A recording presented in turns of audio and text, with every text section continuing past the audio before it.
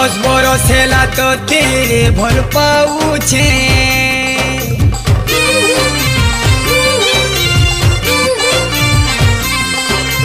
10 बरस हेला तोते भल पाउछे मनर कथा खुली करी कहि नहीं पारुछे तोर रूपर महल मते कला रे घायल तोर रूपर महल मते कला रे घायल पागल मुई तोर पागल तोर लागी बिल्कुल पागल